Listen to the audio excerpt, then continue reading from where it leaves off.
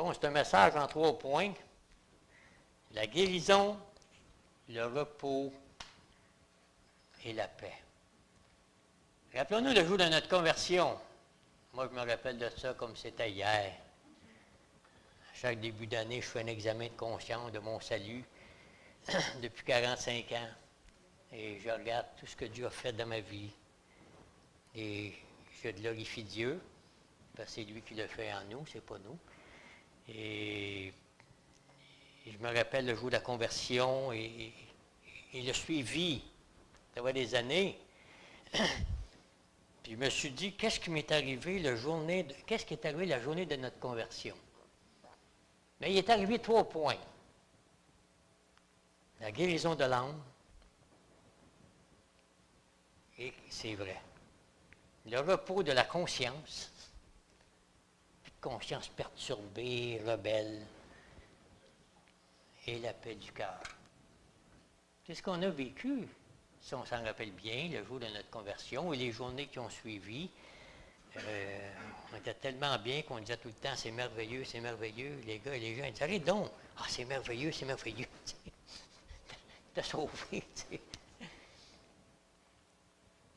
Dès ce jour-là, on a commencé à goûter aux 3 grâces qu'on va regarder et qu'on a poursuivi à travers les hauts et les bas de la vie, les circonstances difficiles, les épreuves. Et je commence ici. Rappelons-nous le jour de notre salut, jour merveilleux. Ah, il n'est pas écrit là, mais quand même, c'est vrai. Jour merveilleux, on n'a pas oublié. Moi, j'ai écrit où Dieu a changé notre vie à jamais. Et cela, Martial, comme tu dis, à sa gloire éternelle. Depuis ce jour, le Seigneur nous a fait croître dans sa grâce et dans sa connaissance. La parole nous dit qu'on a tout pleinement en Jésus-Christ. Je lisais un verset ce matin, qu'on a la rédemption, on a le pardon des péchés, et que Dieu nous remplit de toute sa plénitude. Est-ce qu'il manque de quoi aux croyants? Il ne manque rien. On a tout. Mais 3 choses se sont produites cette journée-là, et on va regarder le premier. La guérison de l'âme. La guérison de l'âme. Avant de venir à Christ, avant de venir à la croix, notre âme était quoi? Quelle était notre âme à ce moment-là? Elle était souillée par le péché. Une âme spirituellement morte, sans vie, loin de Dieu, loin de sa face, loin de son pardon, loin de la rédemption, loin de la guérison.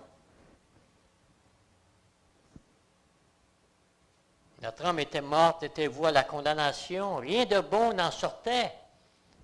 Évidemment, selon les normes de Dieu, selon les normes bibliques, rien n'en sortait de bon.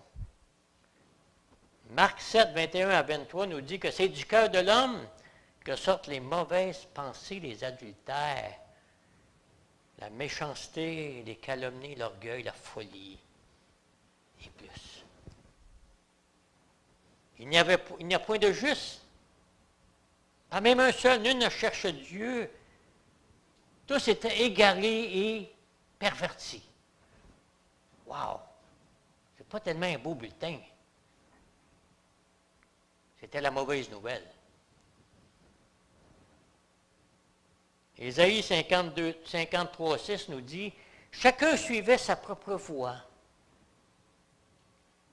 Voilà le constat de l'homme. Voilà le constat de l'homme sans Dieu, sans espérance, sans Christ, sans vie, sans esprit de Dieu. Parce que l'homme est régénéré, qu'est-ce qu'elle a besoin? Il est régénéré, de quoi qu'elle a besoin? D'être régénéré, de reprendre vie. Le divin remède à cette guérison de l'âme. Où se trouve-t-il? À la croix. où Jésus a pris notre péché, nous a donné un cœur. On a eu une transplantation cardiaque. Un nouveau cœur, flambant neuf. Il y est encore. On a un cœur flambant neuf, on a un cœur nouveau, on a un cœur régénéré, on est guéri. Et à chaque matin, je me lève, merci Seigneur, je suis guéri. J'ai encore le nouveau cœur dans ma vie. Il a pris notre cœur pécheur. Et il a fait un cœur saint, pur, purifié, sans tache. Wow! Merveilleux. Il nous a donné un cœur semblable au sien. Il nous a rendu à la vie. Nous qui étions morts et qui méritions la mort. Un nouveau cœur. Un cœur pleinement aimé. Un cœur pleinement pardonné, accepté. Un cœur, une âme nouvelle créée en Jésus-Christ. Une guérison qui a pris du temps. Non. Est-ce qu'elle a pris du temps, cette guérison de l'âme? Non. Elle s'est faite là. Le 16 mai 1977. 4 heures après les expos, au coin de P9 et Sherbrooke. Viens me sauver. Je criais comme un malade, je pleurais. Viens me sauver. Aie pitié. J'avais les yeux fermés. Aie pitié. Puis je me suis retrouvé chez nous à Rosemont, je ne sais pas comment. J'ai dû prendre la petite voiture. J'ai dit qu'ils vont l'emmener là. Et j'étais content. J'étais heureux. Il m'avait sauvé cette journée-là. J'étais content. Jean 3,16, Dieu a... Qu'est-ce que ça veut dire, ça? Il a tant aimé le monde. Qu'est-ce que ça souligne? Ça souligne l'intensité, l'énergie, la force de son amour pour toi et moi. Il nous a tant aimé, mon ami. Quelle intensité! Et dans Isaïe, le livre préféré de notre frère Martial, il lit quand même Lévitique, puis non quand même. il aime Isaïe. Quelqu'un m'a dit qu'Isaïe, c'était l'évangile de l'Ancien Testament. Quelqu'un m'a dit ça.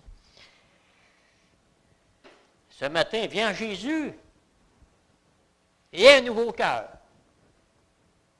Sois guéri dans ton cœur. C'est une guérison permanente, instantanée, éternelle. Et si tu ne connais pas Jésus, viens, sois guéri. Tu n'as pas besoin d'un Tylenol. Viens repentant et avec la foi. Puis tu vas te relever, tu vas être guéri, tu vas être heureux dans ton cœur. Malgré les vicissitudes de la vie, les épreuves, tu vas être heureux dans ton cœur.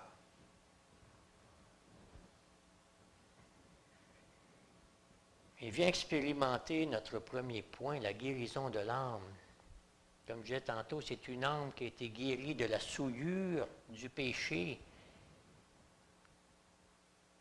qui a été guérie de l'esclavage qui nous tenait captifs. Une âme guérie, c'est merveilleux. Et comment elle est lavée, notre âme? Par le sang de Christ. Il nous lave continuellement. Une âme qui est sanctifiée de tout mal, de tout péché, par son précieux sang. Comme j'ai dit tantôt, c'est la transplantation d'un cœur nouveau. Car le jour de notre conversion, une âme nouvelle est née. C'est merveilleux d'être guéri. C'est là que ça commence, n'est-ce pas? Le Proverbe nous dit, mon fils, il ne dit pas donne-moi ta vie, donne-moi ton intelligence. Mon fils, dans les Proverbes, donne-moi ton cœur. Et c'est ce qu'il veut de nous ce matin, cette nouvelle année. Il veut nos cœurs. Il veut notre vie. Oui, prends tout, Seigneur. Plus de mort, plus de jugement, plus de condamnation. Le plein pardon de Christ est rentré dans notre cœur. Est-ce que c'est merveilleux d'être pardonné? Et moi, je suis assez content. Quand je vois mon attitude, mes gestes, mes mots, mes regards, mon indifférence souvent, je suis content que Dieu me pardonne. Encore. Quand je lui dis, je te demande pardon. Seigneur, je demande pardon, ma femme, mon frère. De savoir que ce cœur est continuellement purifié par le sang de Christ. Quelle paix! Quelle paix! Le précieux sang qui coulait de la croix a guéri. Quelle âme Dieu guérit-il? C'est une bonne question, ça. Bien, il guérit l'âme sincère. Il guérit l'âme repentante. Il guérit l'âme de foi. Est-ce que c'est comme ça qu'on est venu à Jésus? On est venu repentant. On n'a pas commencé à dire, c'était là, puis viens donc. Dieu nous regardait, il attendait. Il a fallu s'écraser à terre. N'est-ce pas? Il a fallu implorer sa miséricorde. Seigneur, moi dans l'auto, je criais, là, puis je pleurais. Viens me chercher, là, viens me chercher. Et on a senti la paix. Oh, ça va venir la paix tantôt, là? Tantôt, ça ne sera pas long.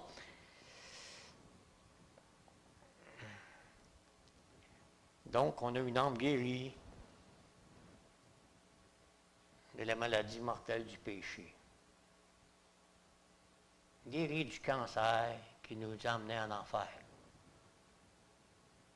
Un jour merveilleux à ne pas oublier, ce fut. Comme je disais, je me rappelle comme c'était hier. Une pleine guérison. Qu'est-ce qu'elle a fait, cette guérison? Elle a rétabli ma communion avec Dieu. On n'avait pas avant. On avait dans une certaine religion, c'est sûr, mais on n'avait pas cette commune union avec Dieu. Comme je disais tantôt, il m'a envoyé pour guérir ceux qui ont le cœur brisé.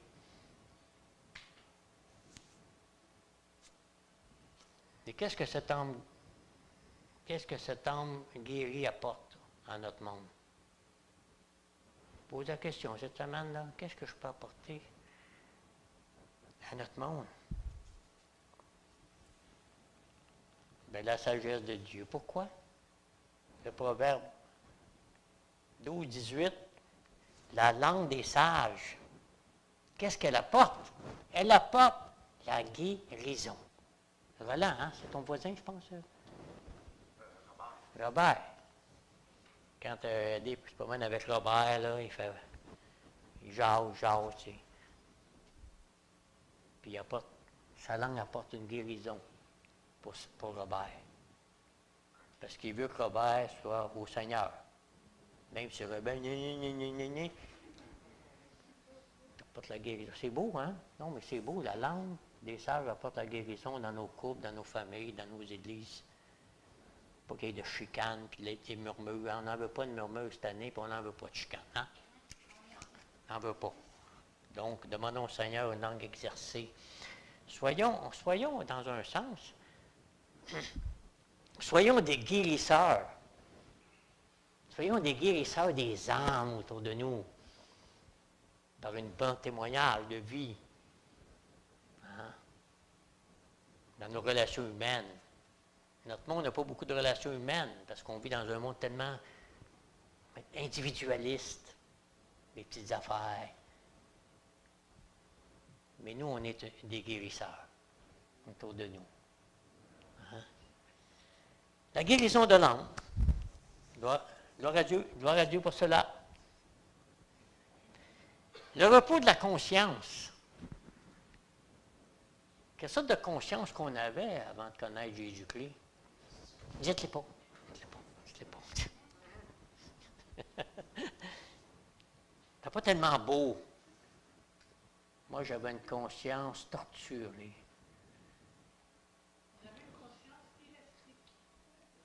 Comment?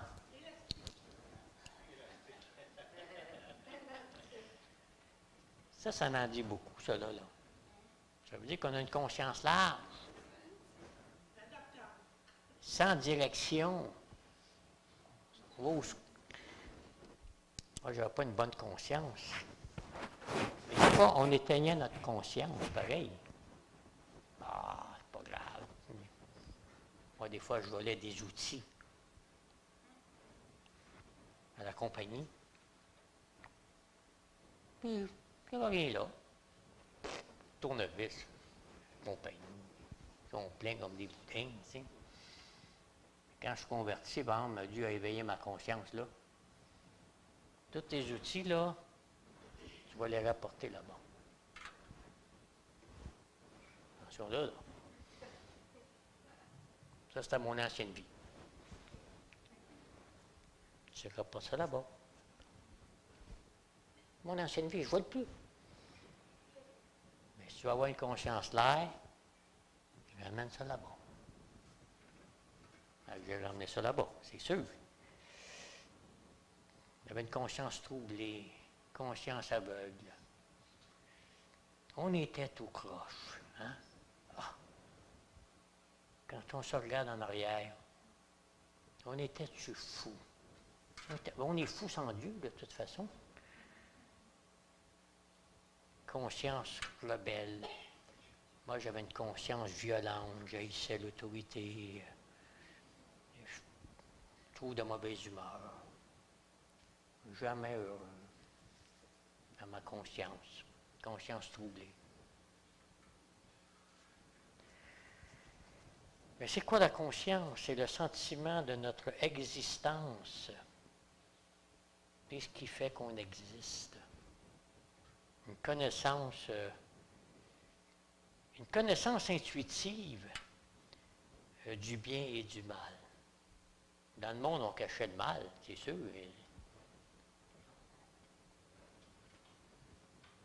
De notre être intérieur. Donc, c'est une connaissance intuitive du bien. On sait c'est quoi le bien et le mal. Pourquoi? Pourquoi qu'on le sait? Parce que Dieu a mis la pensée d'éternité dans nos cœurs. On a la loi écrite en nous, là.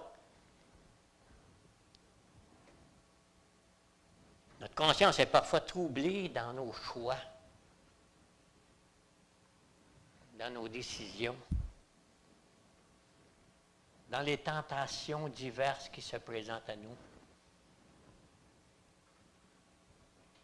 Et notre conscience a à lutter, n'est-ce pas? On lutte, on combat. On ne se laisse pas aller. Je suis en train d'étudier un verset dans 2 Pierre hier, là, puis il faut joindre à notre foi, notre maîtrise de soi, notre amour, notre vertu. Donc, il faut faire des efforts. Il faut faire des efforts pour être ce que Dieu veut que nous soyons.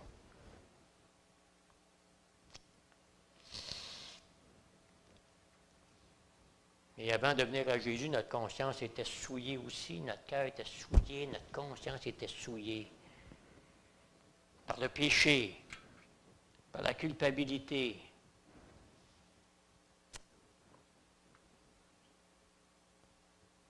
Et ce qui est plus triste, c'est qu'il n'y avait personne pour soulager notre conscience, n'est-ce pas? On a beau prendre des psychologues ou des...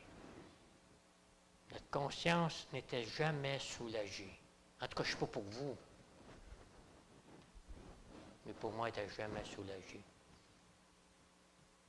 Durant 30 ans, j'étais un homme en guerre, constamment en guerre. J'avais beau prendre des médicaments, en faire pour dormir.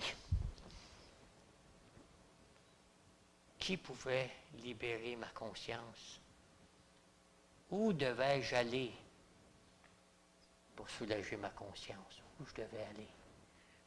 Bien, mon beau-frère, durant 2 ans, il est venu nous parler de l'Évangile. Puis moi, à cheval, il m'a pas dit ça, mon ami, va-t'en chez vous. Il m'a montré où aller. Il m'a montré d'aller à Golgotha. À la croix. Il dit, voilà. Pour une nouvelle conscience.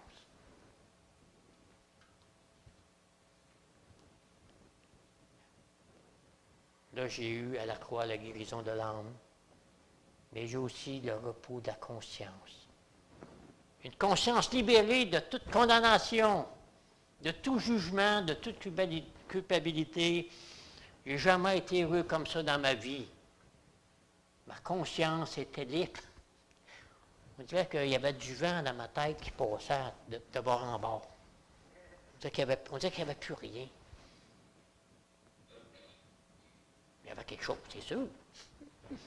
Puis dans ma tête, on dirait qu'il y avait juste du vent qui passait de même. Je suis bien, je pense plus, là. Je suis plus troublé. Je suis plus en guerre. Je suis heureux. Cette journée-là. Conscience libérée de tout mal. Une conscience purifiée des œuvres mortes que je traînais depuis 30 ans.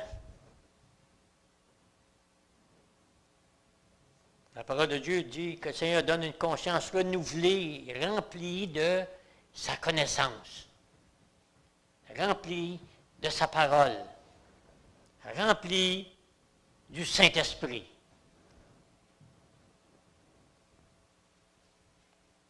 Conscience dirigée. Bonjour, madame. Bonne et heureuse année. Une conscience dirigée par le Saint-Esprit, qui est un bon gouvernail dans nos vies. La conscience est un système d'alarme aussi, hein? Qui s'active lorsque le bien et le mal apparaissent. Quand la parole nous avertit de certains sujets dans ma vie dont je dois me corriger, ma conscience, ou plutôt, la parole m'interpelle. Dans ma conscience. Elle m'avertit. Il y a un verset que je lisais hier, c'est élève l'enfant dans la voie qu'il doit suivre. Non. Élève l'enfant dans la voie qu'il doit suivre, et quand il sera vu, il ne s'en détournera pas. Bon, on pense que c'est une promesse, c'est pas une promesse, bien sûr. C'est pas une promesse, mais c'est un guide pour vivre toute notre vie dans la connaissance de Dieu. La conscience. Romains 9.1 nous dit, « Je ne mens point, dit Paul, ma conscience m'en rend témoignage. » Oh! Conscience sensible à la voix de Dieu, sensible à la voix de la parole, sensible à la voix du Saint-Esprit. On n'a plus cette conscience souillée, mais on a une conscience renouvelée. Il dit, ma conscience m'en rend témoignage par le Saint-Esprit. Dans Romains 9.1. Par l'Esprit qui me guide, qui me contrôle. L'Esprit qui me garde, qui m'avertit, qui me conduit. Quand nous sommes conduits par l'Esprit, mais notre conscience trouve du repos. Elle trouve le repos. Ce système d'alarme nous permet de juger nos motivations, de juger nos actions selon les normes et les valeurs de la parole de Dieu. Est-ce que je suis un homme et une femme de la parole de Dieu? Merci pour le petit livre qu'on a commencé. Moi, je suis rendu au jour 8, là, je suis un peu vite. Mais bon, tellement soif des Écritures que je peux avancer. Je vous encourage à lire la Bible un an. La première fois que j'ai lu la Bible en 1 an, c'est trop long. La deuxième fois, je l'ai lu en 6 mois. J'ai dit, c'est trop long. L'autre fois, je l'ai lu en 4 mois. Mais c'est merveilleux de savourer les Écritures. Et ça fait du bien à mon cœur, fait du bien à ma conscience. Pour juger nos actions selon les valeurs morales bibliques. Le repos. Sur quoi repose notre conscience? Bien là, je n'ai pas écrit de réponse. Là. Sur quoi repose notre conscience? Sur la parole. Sur la parole.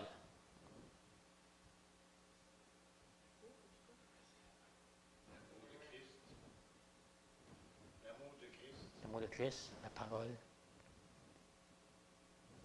C'est bon, mais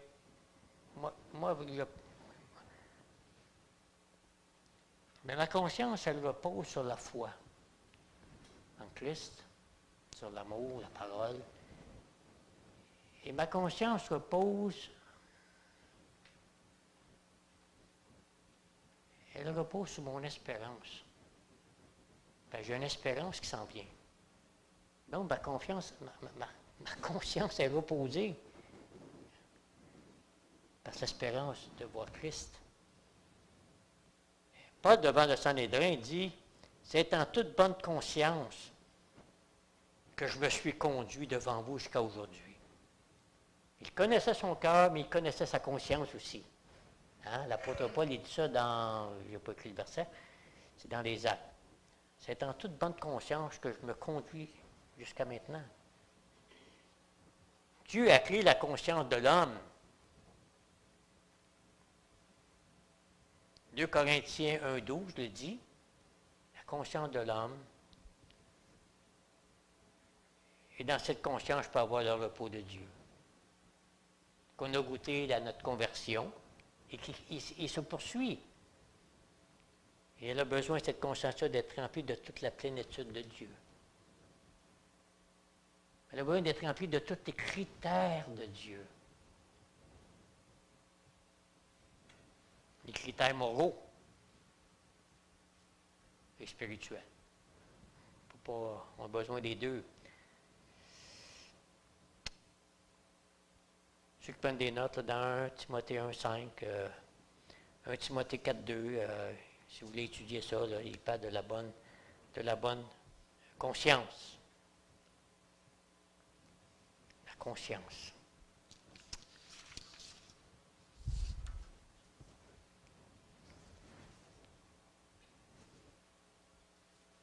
Oui, laissons notre conscience baigner dans les Écritures. Parce que pourquoi je dis ça? La Bible a dit, cette conscience, plusieurs l'ont perdue. Et ils ont fait naufrage par rapport à la foi.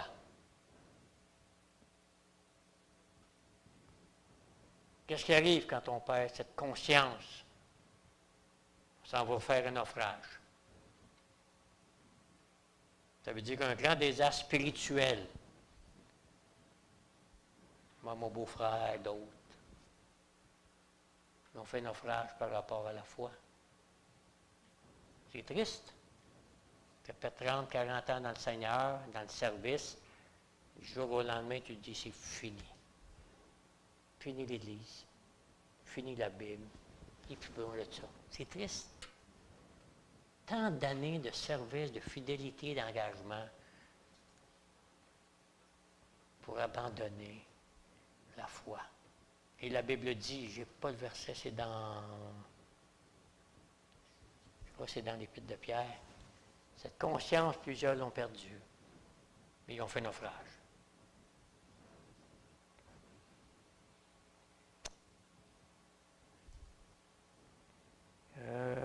Bon, on va aller au dernier point maintenant, parce que le temps file.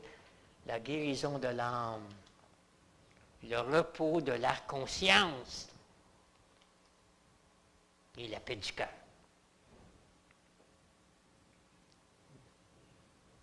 Dans Isaïe 53,5, il nous dit le châtiment qui nous donne la paix est tombé sur lui.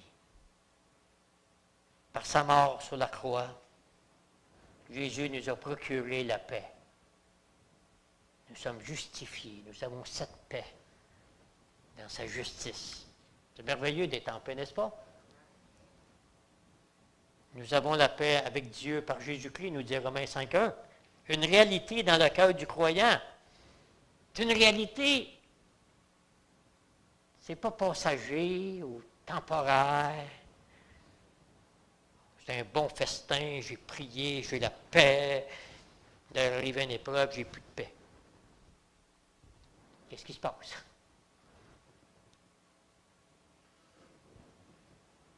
Ah, j'ai la paix, j'ai lu la parole, là, je suis heureux, je suis en paix, là. Là, l'épreuve arrive, il n'y a plus de paix. Qu'est-ce qui arrive? Il y a quelque chose qui manque, n'est-ce pas? Ça ne veut pas dire qu'on ne perd pas notre paix de temps en temps.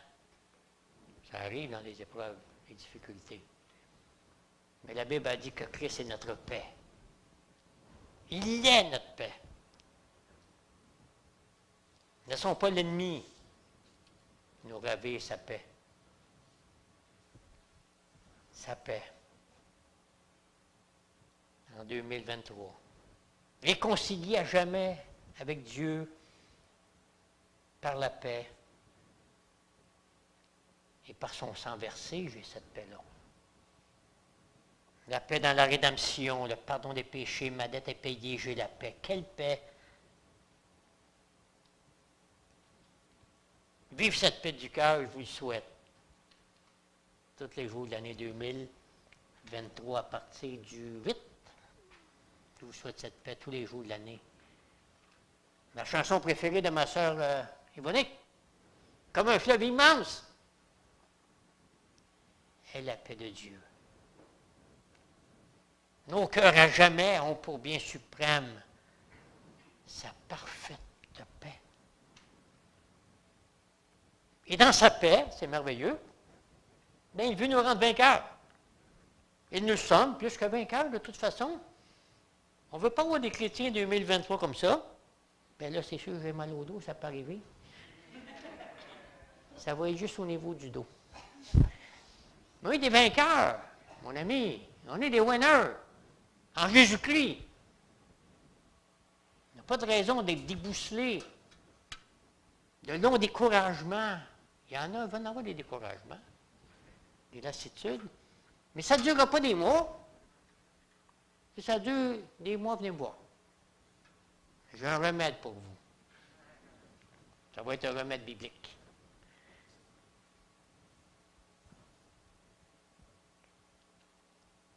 Le cantique dit, ô Jésus mon roi, je trouve sans cesse paix parfaite en toi.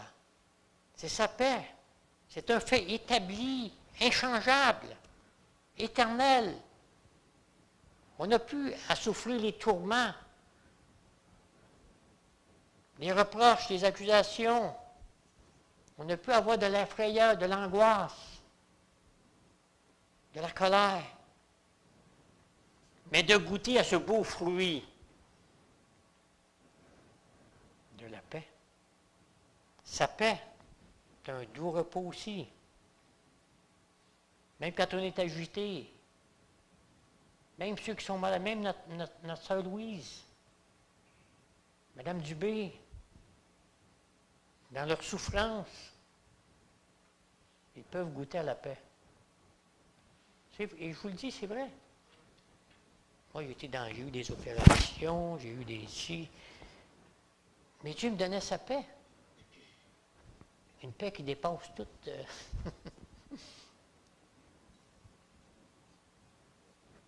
Et cette année, souhaitons-nous ça, cette année. Martial, que la paix soit avec toi. Hein? Souhaitons-nous ça tantôt, là. Que la paix soit avec toi en 2023. Pourquoi j'ai dit ça? Ben, Jésus l'a dit. Quand elle voit ses disciples après la résurrection, que la paix soit avec vous. Shalom. Quel beau souhait. La paix avec Dieu et la paix de Dieu. Mais ce sera le calme dans la tempête. Ce sera le repos dans l'inquiétude, cette paix-là.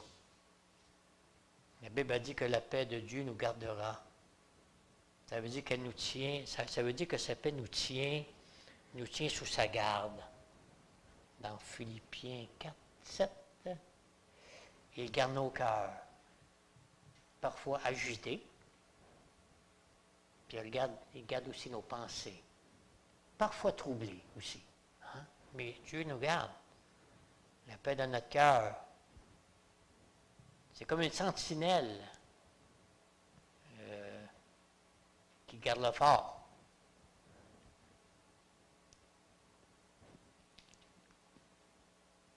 Donc, je pense qu'on va terminer. Le temps est passé maintenant. Psaume 119, 165, c'est un cœur en paix. La guérison de l'âme. Le repos de la conscience. La paix du cœur. Vivons encore ces beaux fruits cette année. On y a goûté le jour de notre conversion, n'est-ce pas? Ben, on va avoir encore cette année une âme guérie par le sang de Christ, hein? Le repos de la conscience par son esprit, la paix du cœur. Amen. Amen.